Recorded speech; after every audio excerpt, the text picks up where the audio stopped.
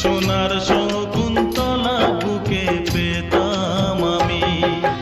আংটি থাকুক না থাকুক তার আঙুলে, যেতাম না কখনো যে তাকে ভুলে। দুষ্মন্ত রাজা যদি হতাম আমি, শকুন্তলাকে চিনে নিতাম আমি। আংটি থাকুক না থাকুক তার আঙুলে, যেতাম না কখনো যে তাকে ভুলে।